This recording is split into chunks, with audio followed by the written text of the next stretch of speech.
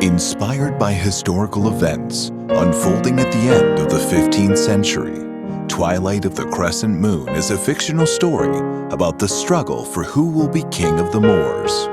On one side, we find our main protagonist, the young Prince Boabdil, and his mother, Queen Aisha. On the other side is Boabdil's father, the evil and ever-conniving Hassan.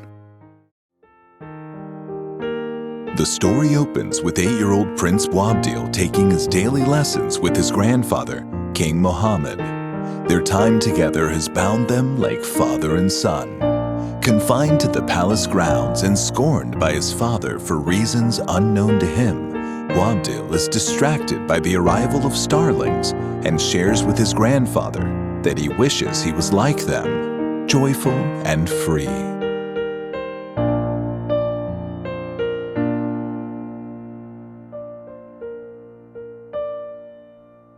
See the starlings fly, how they dive, how they climb so high.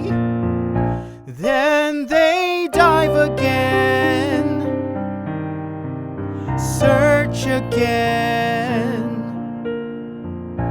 for a friend. The old and ailing King Mohammed, distrusting of his son Hassan, issues a decree stating that Boabdil will inherit the throne on his 21st birthday. Enraged at the thought of being passed over, Hassan kills his own father and ascends to the throne in jealous retribution. Now I hear my own father tell my son that he'll be king. Couldn't my father have come to me and tell me this would pass? Couldn't my father have come to me and say, Hassan, your son will be king? Do you think I'm crazy? Do you think I'm mad? I'm just looking out for the things I should have had.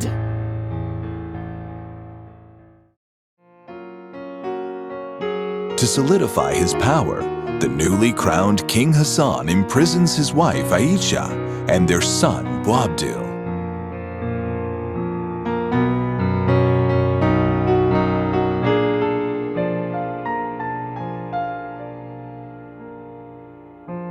Always the prisoner, that's what he expects, and that's how it's always been. Always the prisoner, that's what he demands, but always is not forever.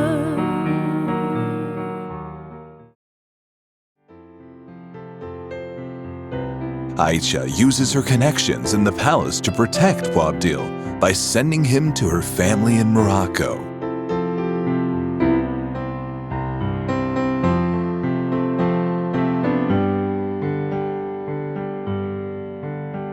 So go to Morocco, sail across the open sea.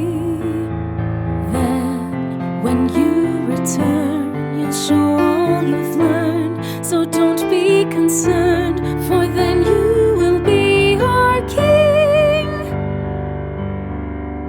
In Morocco, Boabdil matures into a young man and 12 years later returns to Granada just prior to his 21st birthday and presumed ascension to the throne. Upon returning to the palace for the first time since he was a young child, Prince Boabdil has a chance meeting with Mariana, a young woman in Hassan's harem. They immediately bond over their contempt for Hassan and will face numerous obstacles as their love story unfolds.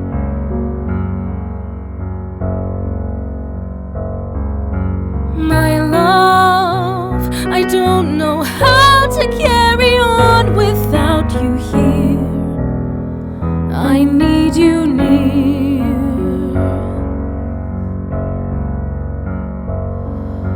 Love came unexpectedly, nothing like I thought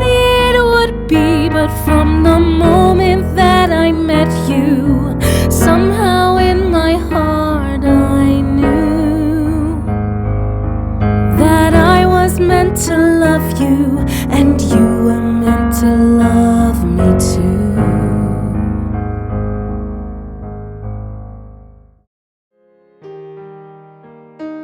Meanwhile, the battle for the throne continues. Hassan rebukes those who challenge his claim to the throne. Who are they to point a finger at me?